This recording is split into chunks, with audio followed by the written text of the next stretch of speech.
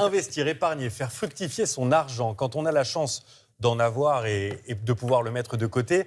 Voilà ce dont on va parler maintenant. Il y a des techniques pour gagner en pouvoir d'achat. Oui. Notre grand témoin est là pour ça. Bonjour Mathias Bacchino. Bonjour. Merci d'être avec nous. Vous êtes directeur des marchés européens Trade Republic et vous publiez ce cahier d'activité. En au départ, ça m'a fait peur. Je me suis dit, un cahier de vacances sur la finance, laisse tomber.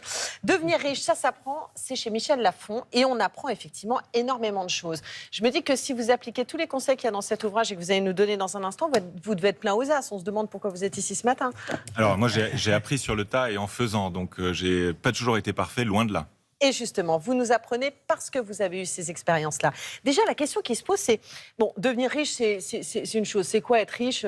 C'est une appréciation de chacun. Mais comment est-ce qu'on peut mettre de l'argent de côté aujourd'hui quand on a déjà le sentiment de ne pas en avoir assez ? Alors, il y a des leviers sur lesquels on peut agir au quotidien et dans la durée pour améliorer sa situation. On comprend que pour beaucoup de gens en France, malheureusement, la situation ne soit pas très positive, puisque les dépenses contraintes, c'est-à-dire ce qui est... C'est quoi les dépenses contraintes ? C'est ce qu'on est obligé de dépenser, c'est-à-dire son loyer, sa nourriture, vraiment les éléments de base de sa vie.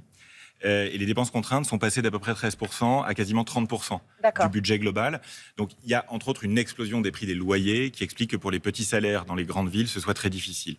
La bonne nouvelle, c'est que même en mettant 10 euros, 20 euros, 50 euros par mois de côté, on a un impact à moyen terme qui est considérable. Mais donc, il ne faut pas attendre d'être riche pour bien s'occuper de son argent.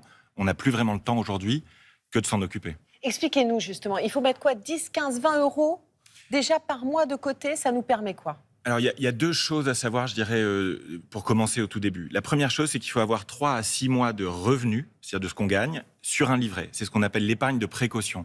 C'est indispensable. Ça, en mettant 50 euros par mois, assez rapidement, on peut y arriver. C'est quoi, c'est le livret A, par exemple ? Par exemple, c'est le livret A. En ce moment, c'est intéressant parce qu'il est supérieur à l'inflation. C'est-à-dire vous ne perdez pas d'argent sur un livret A.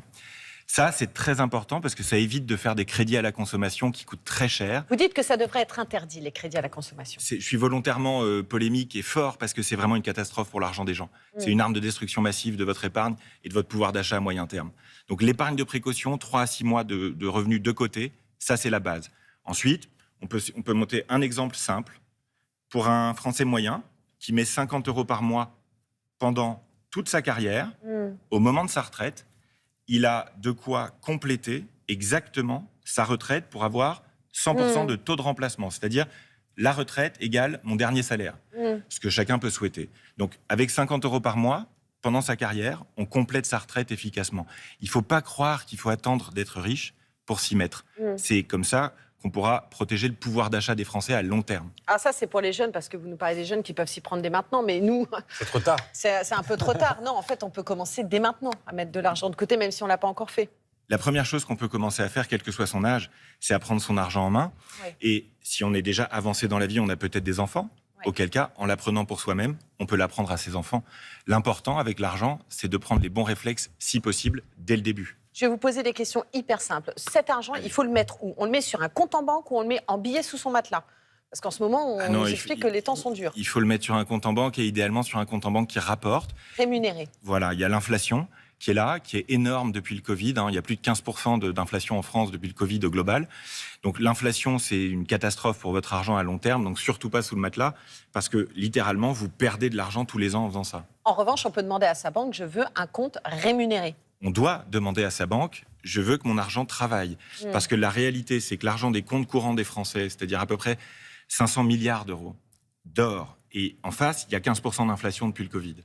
Donc ça fait une perte qui est de l'ordre de 30 milliards d'euros pour les foyers français à peu près l'an dernier. C'est considérable. Cet argent n'est pas perdu pour tout le monde, puisque les intérêts générés par votre argent sont gardés par la banque. Donc partager les intérêts sur les comptes courants pour les banques, c'est un enjeu essentiel. Ne laissez pas votre argent dormir. Il ne dort pas, il meurt à petit feu. On parlait du livret A avec Cédric Dandeville il y a un instant. Les bons placements bancaires, les assurances-vie, par exemple, c'est bien ça ? Alors, il faut faire la différence entre ce qui n'a aucun risque, c'est-à-dire une épargne, un placement, il n'y a aucun risque, l'argent ne peut pas disparaître. Et là, on peut espérer faire 1, 2, 3%, c'est-à-dire très peu. C'est bien pour l'épargne de précaution. C'est le livret A, historiquement. C'est l'assurance vie, le fonds en euros, historiquement. On est sur des rendements qui sont très faibles, qui permettent juste de lutter contre l'inflation. Donc, il y a une perception du risque qui est en train de changer. Les gens, avant, en France, avec beaucoup de croissance, avec du pouvoir d'achat, voulaient protéger Les jeunes d'aujourd'hui, c'est la génération transition. Ils savent qu'ils doivent améliorer. On risque de tout perdre. Exactement, parce que quand on investit efficacement, on ne perd pas tout. C'est ça la différence. Faire la différence entre spéculer, qui est très risqué, et investir à long terme comme une bonne mère de famille. Mathias Bacchino, est-ce qu'il faut investir dans de l'or, dans l'immobilier? C'est quoi le meilleur investissement aujourd'hui? Parce qu'on disait que l'or, c'était intéressant tout à l'heure avec Axel de Tarlet. Alors, il n'y a pas le meilleur investissement, c'est quelque chose qui n'existe pas, parce que quand on pense au meilleur investissement, on ne commence pas à investir. Ce qui est bien, c'est d'avoir un peu de tout. Donc oui à l'immobilier, avoir sa résidence principale, c'est très bien pour à la retraite, ne plus avoir de loyer à payer. C'est très important pour sa sécurité. Oui à l'or, qui progresse très fort quand l'économie ou les marchés baissent. Depuis le début de l'année, l'or a fait un carton et ceux qui en possèdent sont bien contents. Qu'est-ce qu'il faut surtout ne pas faire, ne jamais faire? Dépenser plus que ce que l'on gagne, c'est le point de départ d'un cercle vicieux catastrophique. C'est valable pour sa santé, c'est valable pour plein d'aspects de sa vie. Laisser son argent dormir à l'heure actuelle, on ne peut plus se le permettre. L'autre chose qu'on ne peut plus se permettre, c'est de payer des frais trop élevés. 90 milliards d'euros de frais sur l'épargne des gens en France l'an dernier.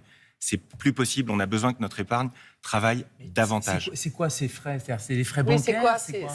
Il y a deux types de frais, mais en gros, sur l'épargne des gens de long terme, les banques, les assureurs, les sociétés de gestion prélèvent en moyenne 1,5% par an. 1,5% par an de frais, ça a l'air petit comme ça.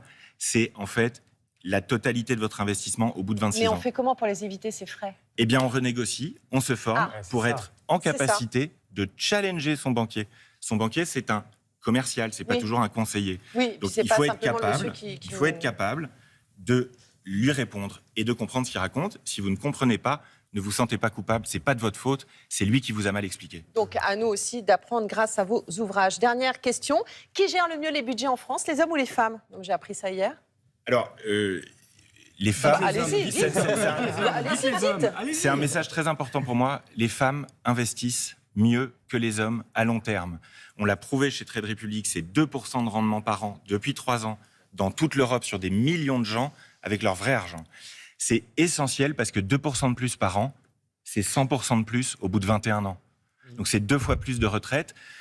Historiquement, en Europe, les femmes gèrent l'argent du quotidien, les hommes gèrent les décisions de long terme. Je crois que c'est plutôt l'inverse qu'il faut faire. Merci beaucoup d'avoir répondu à nos questions, Mathias Bacchino. Devenir riche, ça s'apprend. C'est publié chez Michel Lafon et c'est disponible. Alors, il y a le cahier et puis il y a aussi Prenez votre argent en main chez Michel Lafon. Merci à vous.